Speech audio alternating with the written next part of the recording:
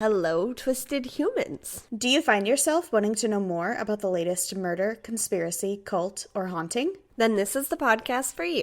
I'm Alecia. And I'm Sierra, and this is Twisted and Uncorked.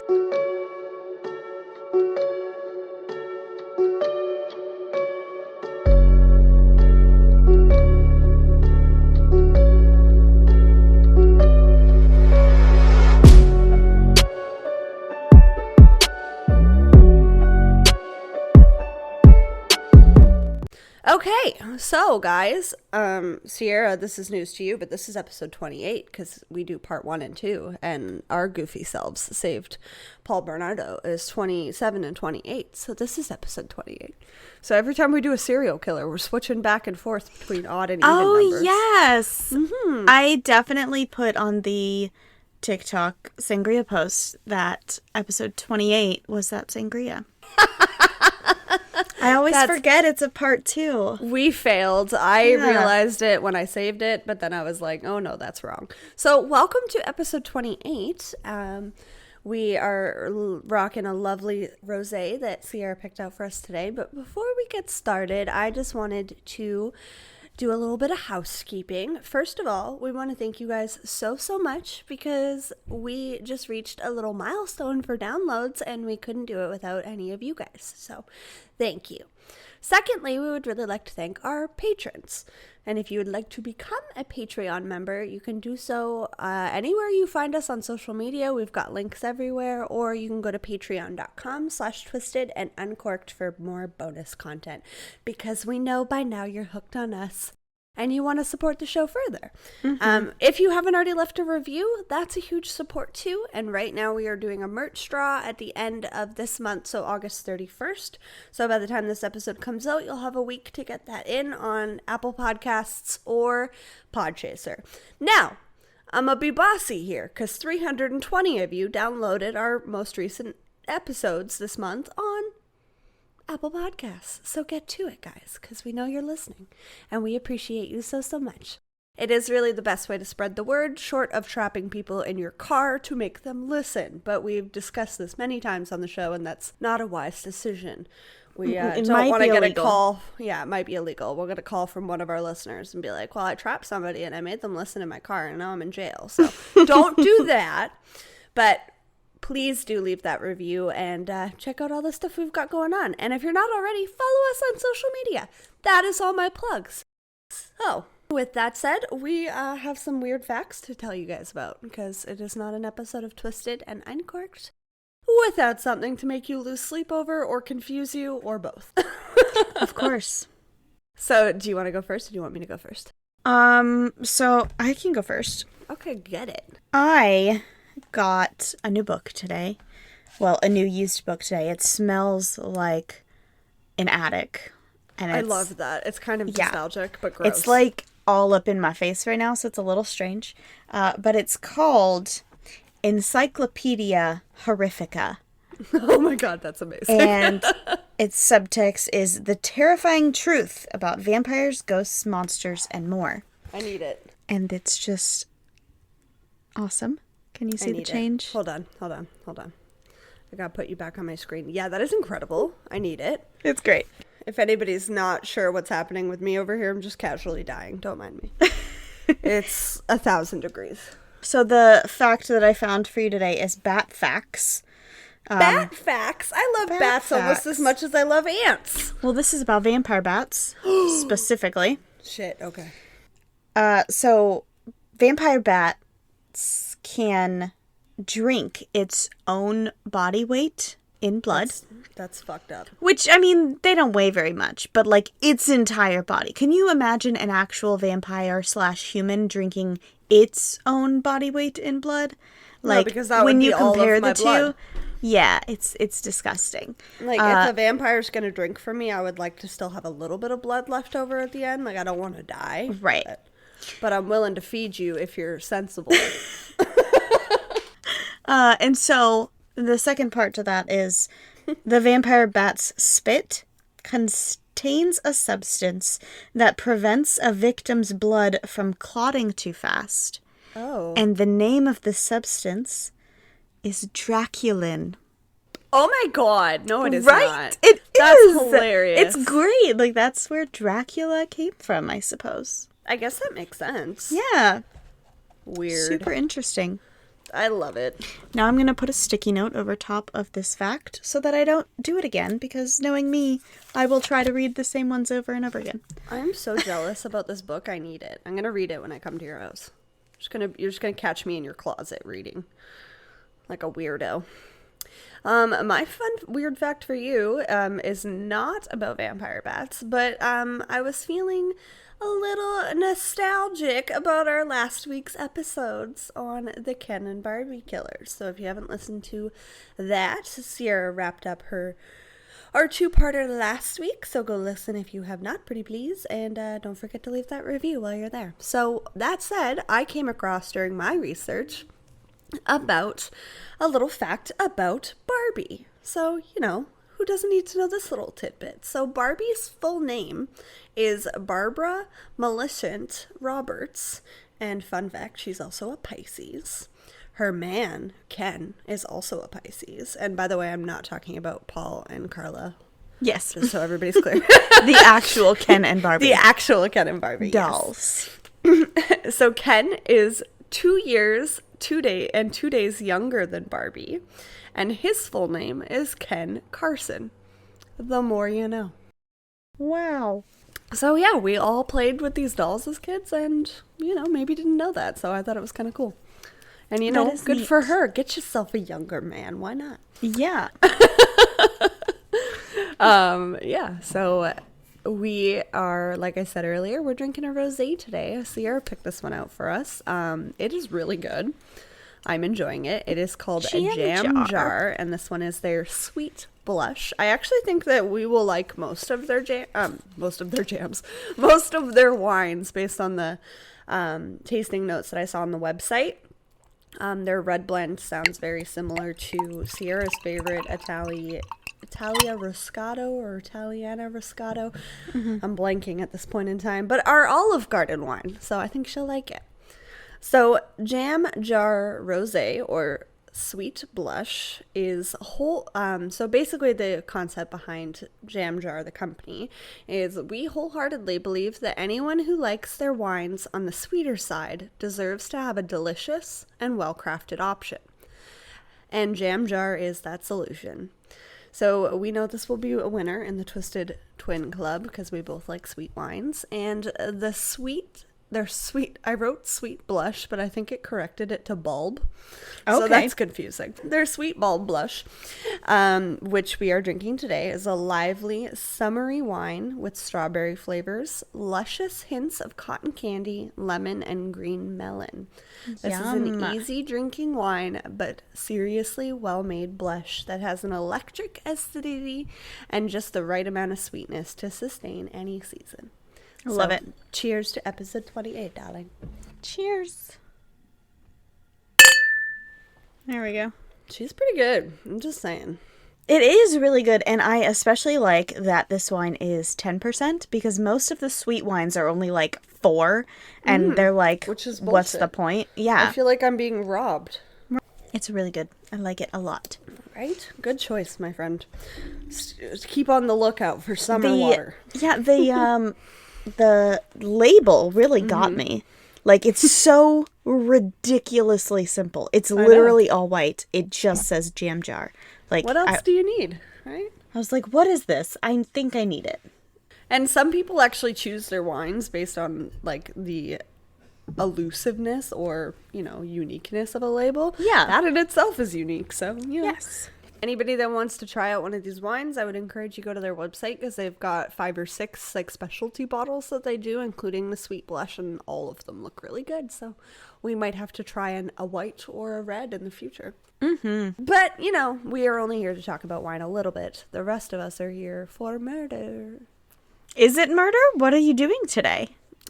Well, true crime, I should say. So today is a cult episode. So I will be telling you guys about the Chicago Ripper Crew. Whoa. Mm-hmm. Okay. So I'm just going to preface this by saying, I'm so sweaty. I'm just going to preface this by saying, hold on to your boobs, ladies and gentlemen, if you so please, because you're going to want to protect them while listening to this story. Oh, God. Okay. And with that said, we'll dive in. I'm nervous. Sierra's like, God damn it. Anything that starts with hold on to your boobs. In 1981 and in 1982, Chicago was haunted with a string of gruesome killings. Young women were chosen at random, seemingly opportunistic, by 4 men led in a satanic cult by a man named Robin Gett. On May 23rd, 1981, Linda Sutton, 28, was abducted during an evening of work. She was working as a sex worker at the time, and 10 days later, her body was found badly battered, mutilated, handcuffed in Villa Park. Police noted one interesting thing about her murder.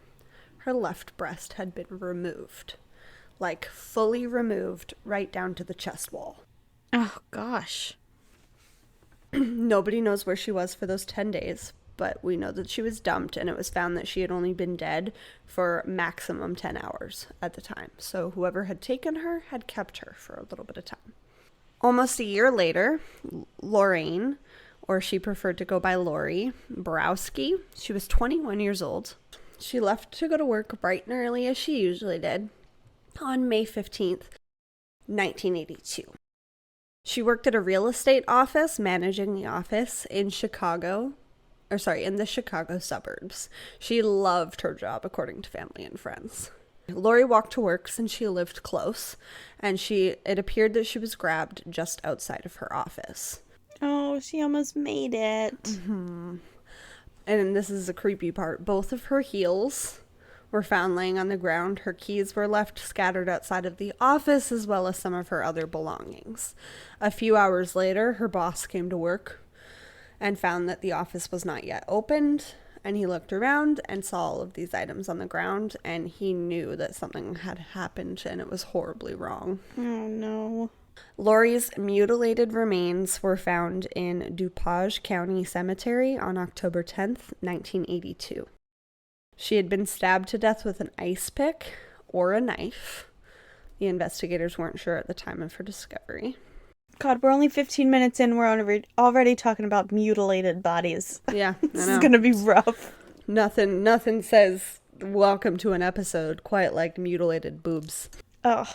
One really sad note about Lori is during the time that she was missing from May to October, her mom often wondered where she was, obviously, and she said that she carried around a sheet with her wherever she would go, just in case she discovered her daughter. She wanted to be able to cover her up. Oh my God. Like, this my is heart, like I actually can't. This is like something that I would do. Like, always preparing for the worst. Right. Ugh. And that just goes to show you that these women really were chosen at random. We have a 28-year-old sex worker, nothing wrong with that, and we have a 21-year-old office manager. Right. On May 29th, 1982, Schumack had gotten into an argument with her brother while they were driving home from their family's restaurant. They both worked there in the evenings and often stayed late to help their parents out. In a fit of rage during this argument, she got out of the car at the next stop and rushed away into Hanover Park in Illinois. Chicago in Illinois is what we're talking about, if anybody was wondering which Chicago. She was never seen alive again after this. Her beaten body turned up in a suburban construction site 4 months later. Goodness. 2 weeks after that, Angela York was abducted and pulled into a reddish van. She had been handcuffed and her breast was nearly sliced off in the struggle. She fought like hell, and whoever had taken her threw her out of the moving van. Wow. They didn't expect her to fight back, huh? Not like that, at least. Despite her reports and descriptions, no real leads were generated, and it is likely that the reports of this were never actually processed properly because, 1, she was young, and 2, she was a sex worker. And as we know, in the 70s, 80s, and even into the 90s, police officers and most killers looked at women working in the sex industry as less dead or less important or less whatever, or nobody would be looking for them, or no one would they care, just ran or away. whatever the fact. Exactly. No one knows for sure what happened to her report, but nothing ever came of it. And given the fact that she was pulled into a reddish van, and there were multiple women that had been discovered at this point and had part of their breast removed, if not all of it, you would think that that would be a sign to fucking police officers in Chicago that maybe this is a little bit urgent. Maybe, just a little bit. 2 months later, on August 28th, 1982, the body of Sandra Delaware was discovered on the bank of the Chicago River. She had been stabbed, strangled, and her left breast was also removed down to the chest wall. Goodness. Her age is not known, and I didn't come across it in any of my notes. I'm thinking that it's a similar situation to Angel, because her age wasn't listed as well, and they were both working as sex workers at the time, so I'm thinking that their ages were protected because they were underage. Rose Beck Davis, she was 30 years old. She was a marketing executive. She was snatched up on September 8th, 1982 in Chicago. Her body was slashed. Her left breast had also been removed, and she was discovered in the city's posh Gold Coast neighborhood later that same day in an alleyway. How many is this now? 5? Yes, this is 5 women dead, 5 women dead, 1 woman attacked and survived. On December 6th, 1982, 18-year-old Beverly Washington was found walking alongside a railroad track, bleeding profusely.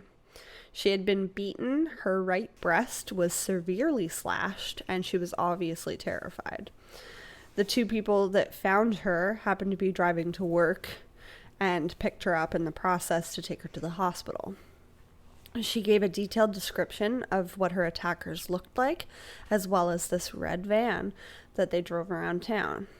She described a reddish-orange van with tinted windows. There was a roach clip in the front with 2 feathers hanging from the rearview mirror, 1 blue, 1 white. She even described a plywood partition that was put between the front and the back of the van. Goodness. Immediately, the police put out an APV, all points bulletin on the van, and before long, they got a hit. Driving the van was a very nervous Edward Spritzer. I'm not entirely sure, but tomato. Of whom told police that the van didn't belong to him. Convenient. Mm-hmm. And that the van actually belonged to his boss. So the police are like, cool, who's your boss? We need to talk to him. His boss was Robin Gett. Robin. Fucking Robin. It always comes back to Robin. The police knew immediately that they had their guy based on Beverly's description, because as soon as they were taken to Robin, it was like, ding, ding, ding, ding, ding. Due to her medical condition, she was not allowed to leave the hospital to formally identify Gett, so arrangements were made to have the lineup brought to her in the hospital, which is fucking awesome. This bad bitch identified him right away before passing out in a fit of pain and panic. They immediately had to try to resuscitate her after this. She was so spooked. Oh, man. That is terrifying. I know. To be face to face with somebody that did that to you. Right. That was enough for police, and they arrested him that day. Although he claimed consistently that he had never killed any of these women, and that he had no idea why he was being arrested. Upon investigation, there was actually no physical evidence linking Robin to the murder victims, other than the attempted abduction of Beverly Washington. They couldn't charge him with any of the murders at this time. So, well, is it going to be like Charles Manson style, though? Because he didn't do it either, but he fucking told them to. Yeah, it's a little bit of that situation, but he did more than he's saying he did, I think. But some of this case is a little bit of a mystery. Hey, Twisted Humans, we'll be right back after this ad break. And did you know that Twisted and Uncorked patrons get ad-free episodes as well as early release for as little as $1 per month? Check it out at patreon.com/twisted and uncorked. Now back to the show. Hey Sierra, remember last week when I told you about that creepy man that followed me to 2 different locations after I went to pick up dinner? Oh my god, yeah, so scary. As creepy as that was, I felt much better because I had my She's Birdie personal alarm with me. If threatened, She's Birdie activates a loud 130 decibel siren and flashing strobe light to create a diversion and help ward off possible threats. Wow. She's Birdie Wow. modern design comes in 8 pop colors, each with a solid brass keychain. She's a great companion on campus, on the trails, and out at night. And we definitely like our nightlife. Each birdie is hand-tested and built to last. She turns on and off as needed and comes with replaceable batteries that last for 40 continual minutes. I don't think you'd ever need that, but it's nice to know you've got the replacement. Definitely. That's so awesome. And I mean, obviously it sucks that us women have to deal with this and take these measures to stay safe, but I'm sure glad that I have my birdie when I'm out and about, just in case. Right? Get yours today with our discount, Twisted10. That's Twisted10, all capitals, at checkout so they know our show sent you. Keep it twisted and chirp proudly, ladies. Unfortunately, without any physical evidence to hold him in, because the arrest warrant that was sent out was for the murders and for the attack of Beverly, they had no choice but to let him walk for the time being. However, later in their investigation, they learned that in 1981, Robin Gett had rented a room in a motel along with 3 other friends, each with adjoining rooms. The hotel manager said that they held loud parties, they heard screams, they heard banging, they heard music, and it appeared to them as if they were involved in some sort of cult or ritual. They saw women come and go. They saw women come and not go. Police then tracked down the other men involved, our friend Edward Spritzer, and 2 other men named Andrew and Thomas Cocorales. So, who are these stand-up fellows, you ask? Fun fact, in the early 80s, when Robin was a teenager, he worked for, guess who? Robin. No, Robin, when he was a teenager, guess who he worked for? Oh, I don't Think know how old he 1980s, is. think real bad, think involved with boys. Oh, the Candyman? Close, John There's Wayne everybody Gacy. in the 80s, okay? He worked for John Wayne Gacy. So solid. Solid upbringing right there. Yeah. I mean, living in the 80s in general, like being upbrought in the 80s, it sucks for those people. No offense. It really does. And it sucks for these women in the early 1980s in Chicago. Because these freaking terrorists are running around. Gen X, are you okay? Do you need a hug? Robin Gett's home was one that he shared with his wife and children. It was also where he and his followers would hold their satanic rituals. Casual. They would bring these women back to his home to torture and mutilate them using a wire, hang on to your boobs, Sierra, wire garrote to remove their breasts. No. They referred to the home's attic as their satanic chapel. So after learning this information, the police were able to again arrest Robin Gett as well as the other 3 men. So Edward and the Cocorales brothers, Thomas and Andrew, were cult members, and between the 3 of them, they told police that they had killed anywhere between 18 to 20 women, often under the influence of drugs, alcohol, and pushes from Robin Gett. I don't like any of it. Right? This tally has never been confirmed. We do know that some of these women's bodies were dumped in surrounding rivers and bodies of water. So police hypothesize that it is quite possible that more women, more of these victims may turn up with similar MO, and then they'll be able to revisit where things are sitting as well as this case. But unfortunately at this point, just the 5 women have been discovered, and Angel and Beverly, that had been attacked and survived. Do you think they're the kind of people that are like, now that we're in prison, let's try to get more than we actually did? Or do you think that they probably actually did that 30 whatever? Hang on to that thought. Okay. Between 18 to 20. I'm not sure what to think. Oh, it was 18 to 20. Okay. I'm not sure what to think. I'm thinking it's more than 5 for sure, but some of the later evidence is hearsay from one of these guys, so I'm not sure what to think. It's possible he's lying. There is another victim that later came forward after the men's arrests, and she actually testified in court during their trial. She is only known in trial documents as H. C. I'm thinking she didn't want to be named, given what happened to her and given this fucking nightmare fuel, but... Yeah. I mean, it's wonderful when people are able to come forward and testify and tell their stories. Or maybe she's not old enough to. Maybe she, yeah, exactly. So this is kind of the process that these men would go through in these satanic rituals. We know a lot of these details from Edward, Thomas, and Andrew during the entire form of questioning, as well as into the trials. Robin remained adamant that he had nothing to do with the murders. Carefully stating murders.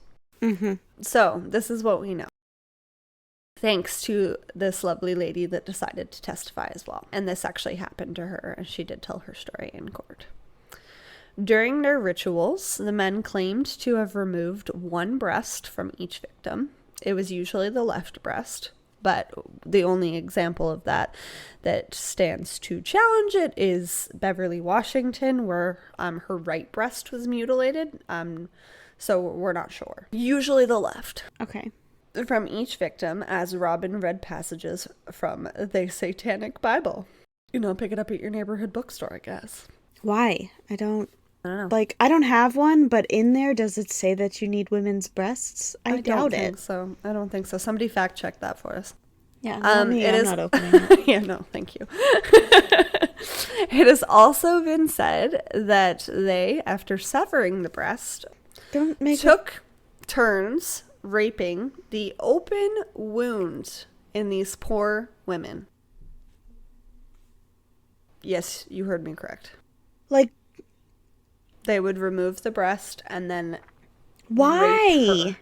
I don't know. What does this do for you? I don't. Oh, I got chills. It does nothing for me, that's for sure. It makes me want to vomit. But it was obviously hypothesized that Robin Gett specifically was very aroused by watching the mutilation of these women, as well as watching his friends rape them. So, like, that is beyond anything I've ever read. I don't know. That is just horrific. And remember, these women were alive during most of these attacks. So that I can't even, like, no. That's beyond fucked up. So they would take turns raping the open wound on these poor women. You don't have to repeat it. Then these assholes would proceed to each masturbate into the flesh of the severed breast. They would chop one piece off for each of them and devour it. So I wrote in my notes, I'm like, so one, you're eating your own semen, but you're also eating your friend's semen. So that's you're fucked also up in just itself. fucking eating skin. Yeah, that's disgusting. Like, you're cannibals now. Yes, exactly. And it was part of this ritual that they were performing. And then the remainder of the breast was kept in a mysterious box. Thomas Cocorales, during questioning, claimed that after one of their rituals, he saw Robin put one of the breasts into this box, and he saw up to 15 more. So that's where I'm not sure on the number. So now we have anywhere between 15 and 20. But this, like, who just keeps a box full of severed breasts in their attic? Like, that's not okay. I feel like every time I look at those, like, you know, those, like, sticky poop bras, I'm just gonna think about this now. Oh. I'm so sorry. Yeah. I might throw those away. I know, now. Oh, no, those are needed for strapless dresses. I mean, my boobs are too big anyway. Now it's pointless, and I need to just throw them away. Because this is disgusting. This is absolute. I told you to hold on to your boobs. I told you in advance. Yeah. Now, do you understand why? I don't like any of this. I know, the whole time I was doing my research and like reading, Kevin kept coming into the room and I was like sitting there like this. Ugh. He's like, what are you doing? So, after a series of trials and public shock, the anonymous woman that I mentioned earlier did play a huge deal in their charges at the trial. So I just want to read a little bit of her story. So she said that she was walking home at about 12:10 p.m., so middle of the afternoon, in a residential area when a reddish-orange van pulled up alongside her and asked her for directions. She got a little bit closer to the van, still being wary, and without warning, the back of the van opened and 3 men pulled her inside. She was not able to get out because the inside locks had been removed in the car and there was a wooden partition blocking her view of the driver. The 3 men held her down while the driver pulled over, got into the back of the van holding a piano wire. He held it to her breast and began pulling the wire until she passed out from the pain. I don't like any of this. I was like waiting for Kevin to leave. She came to and passed out during the assault, in which the men attempted to carve things into her body. One of the times that she came to, Robin Gett himself was raping the open wound in her body where her breast had been removed. She passed out again, and when she came to, she was laying on the side of the road. Luckily, a woman had just finished dropping her kids off at school. So this was like 3 or 4 hours, or picking her kids up from school, and saw her laying on the side of the road. She ran to her, wrapping her in a old coat that she pulled from the back of her car and trying to shield her children's eyes. She put her into the front seat of her car and drove her to the hospital where she was treated. She was luckily able to get reconstructive surgery for her breast that had been removed, and she still can't unsee that image to this day. She has received several hours of therapy and still has a difficult time trusting men, or anyone for that matter, as she was just trying to do a good deed that day and get home to her own kids. So I'm thinking she's of age. And she's, like I said, just known by initials that may or may not even be hers. So, after hearing all of this, hearing her story, as well as the stories of Linda, Lori, Rose, Shu, and Sandra, the jury had come to a decision. All of these men were found guilty, but they were found guilty of various things based on, because all 4 of them had separate trials, and physical evidence could only be linked to certain men. So, DNA evidence was found on Linda Sutton's body belonging to Edward Spritzer, the youngest of the group. He was actually only 19 years old. Jesus. Edward was found guilty of Linda's murder and was sentenced to life in prison, in which he is currently serving. He is lucky, as he was originally sentenced to death, but due to the changes in state laws, his sentence 13 years later was changed to life in prison.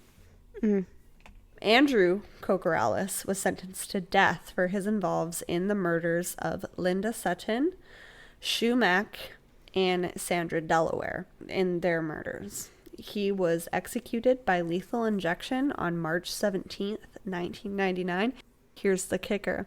He was the last death row inmate in Illinois to be executed before the state's death penalty was abolished in 2011, and that's the same law that saved Edward's ass. So, well, I'm glad they got one of them in there before the law was abolished. Right. Robin Gett, their famous ringleader, was convicted of sexual assault and aggravated kidnapping in the case of the Beverly Washington case, because there was no physical evidence tying him. However, they found more than enough evidence in their home to assume his involvement. So, this is my favorite, because a lot of attempted murder charges get bullshit like 10 years, and then they just go on to kill somebody else. So, Robin was sentenced to 120 years in prison. Yes, I love when they do that. Right, me too. And he will be eligible for parole in 2042, but I doubt it. Yeah. As far as I know, in terms of Robin's ex-wife, she is listed everywhere, so I'm assuming she divorced him while he was in prison, as well as their 2 children, have since changed their names and have no relationship with Robin after everything came out. So good for them for getting the fuck away from there. But also, like, you did these things while your children and your wife was home. In your family home. Like, how fucked up do you have to be? Yeah, I don't understand. Like, was your murder van not enough? I don't understand how people get to this point. Like, I don't understand how these people exist. How did they find each other? I don't know. How did they, like, hey, do you like performing satanic rituals and torturing women? Hey, yeah, I do too. I was just about to ask you. Like, when does that conversation come up over drinks? I can't wait until that clip is, like, taken apart from everything else and somebody's like, oh my god, Alecia likes to do satanic ritual. I don't, and I don't have an attic either, so... But seriously, how did they find each other? I don't get it. Like, god damn it. This one's gonna make you mad. Thomas Cocorales was released in March of 2019. At the time of his sentencing, inmates, even violent ones, were typically rewarded for good behavior in which he showed often, resulting in cutting his sentence from a life sentence in half. His sentence was also dropped because of the information that he provided against Robin and the other men during their, like, most of the knowledge that we know is from women who survived and Thomas. So his sentencing was lowered from the death penalty originally, like his brother, or he probably would have been executed shortly afterwards, but it was dropped from death to life on the original trial because of his confessions, and then because of good behavior, it was halved from life to whatever half of that is. In his time in prison, he claims to have found God. So he's no longer worshiping Satan. Yeah, that's... And I'm not mocking people, by the way, that have found, religion and are soothed and comforted by their journey in that process. I am mocking this man because of what he did to many, many women, 7 at least minimum, and fuck him. Yeah, I don't like this. Where is he right now? So he still lives in Illinois. Not going there. Ever. As far as I know. But when people find out where he is, he typically has to move because his life is made difficult. Oh, I'm sorry. Yeah, Your right? life is difficult. Exactly. His psychiatrist labeled him as having a lower intelligence than the rest of the men and as being easily manipulated by strong figures. However, it was later argued if that was the case, if he's considered unstable, then he's likely a risk for society and should not be released. So yeah, someone's just going to talk him into doing something else stupid. Exactly. So after that, his psychiatrist recanted his statements about his lower intelligence. It is confirmed as well that was dismissed during the trial as well, because they did try that too. Parts of Thomas's accounts also indicate that he was a willing participant in everything going on. He also had a lot of first-hand knowledge of the case, and while his confessions did contribute to the arrest of his brother Edward and Robin Gett, it doesn't change what he did. Yeah. Since then, Thomas has joined a church, has been baptized, and works with other people recovering from their time in prison and trying to find their life afterwards. He does have to register his address within 3 days of everywhere he goes, and he is also on Illinois' sex offender list, given his attacks on underage women. Right now, Edward and Robin are still rotting in prison, and I hope getting their asses handed to them daily. Andrew Cocorales, R.I.D., and wherever Thomas is now, I hope he has to move again very quickly. I love that he was baptized. Right? Like, I'm sorry, but Jesus or God or whoever is supposed to forgive you of your sins will not forgive you of that, okay? Like baptize yourself all you want, but that's not open wound. Like, I can't. While they're still living. Like, I can get past like that the is the eating ultimate of the breast, torture. but I cannot get past that. Like, No. I can't. No. Mm-mm. And sorry to ruin your day, guys, but that is the Chicago Ripper crew for my cult case. That was awful, and thank you. Thanks, I hate it. I hate it too. It took me a really long time to get through my research because I was so upset. I hope you guys enjoyed this episode. Sorry, it was my turn for a cult, and this is the one I picked. You always go dark and twisty. Satanic cults.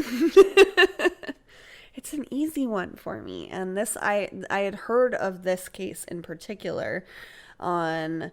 It was referenced on a crime show that I was watching about somebody else that also removed breasts. They were referenced. Anyways, so typically that points to, like, it can be mommy issues kind of thing. It can also be like removing the part of that person that is a woman and absorbing that, like, power. I mean, people have speculated for years what their motivations were behind this, but no one knows but the 4 twisted fucks that were in that attic, so. The only thing that I can imagine is removing the breasts gets them closer to the heart. Yeah. But also, that's Especially still the left disgusting one, it's not quite to centered think about. And it's more on your left side, yeah. Yeah, I can't. For the women that did survive, I pray that they are able to heal and move on and get some bang-ass titties out of the process, because all of them did have their breast removed. Or in Beverly's case, it was mutilated to the point that it wasn't able to be saved. So I'm hoping that they got really nice boobies now and that they're getting the help that they need. And for those beautiful women that were taken, I hope you are resting in peace. And for Andrew Cocorellis, rest in despair. And that is that. I hope you guys still love us and still want to rate and review and subscribe to the podcast so that you never miss another twisted episode like this one. Yeah, check out our Instagram and our Twitter and our Facebook for things that are slightly less traumatizing, a little more fun. We will, yes, exactly. We do post lots of fun stuff, as well as all of our, pictures of things that we're talking about. You can also find that on our website, and you can listen there too, so that's fun. And I will link those books that I mentioned. You will see the horrific red van that is funny enough still fucking for sale. Oh, wow. I found the for sale ad for this van. If anybody, no, don't buy it, guys. Do not buy it. Just light it on fire. Yeah. Light it on fire. Yeah, nah, it's recognizable, so don't drive that around. And if you want to support us further, like I said, you can check out our Patreon for all sorts of fun bonus stuff. If you have an idea of what you would like us to cover for our next series recap and discussion that we do every week, let us know. What are you watching? What's good? What has struck you? Let us know. Yes. And listener stories. Send in those listener stories, guys. Pretty please. Pretty please.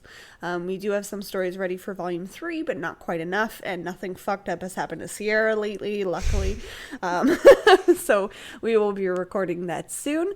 And stay tuned for Listener Stories Volume 2 will be released by the time this one is out. So go check that out as well, because lots of wild things happen to Sierra. We also have a story by my mama, which is real cool. Jim from Botox with Big Jim are fun. So yeah. Check those out. Fun things. And what day is it today, Sierra? Today is August 17th. Happy birthday today to Robert De Niro. We love Robert De Niro. Yes, definitely. Happy birthday, Robert. Yeah. We hope you're a very big listener of the show. Thank you for starring in like a million movies that I just could not take my eyeballs off of. Yeah, right. And thank you guys again so much for listening. Never do any of this. Hang on to your boobies. And in the meantime, keep it twisted. Hang on to those titties! Thank you for listening to Twisted and Uncorked Podcast. Remember, if you like the show, to go leave us a 5-star rating and review. We couldn't do it without you guys. Now stay tuned to hear about another cool podcast. Hey, I'm Brianna. I'm Brittany. And we are from Shockingly Wicked, a true crime podcast. And if you're tired of hearing about the same old cases and you like witty, dark humor in an unscripted fashion, you can give us a listen on any platform where you can find your podcasts. New episodes are released every single Tuesday at 5 p.m. Eastern Standard Time. Hope to see you soon.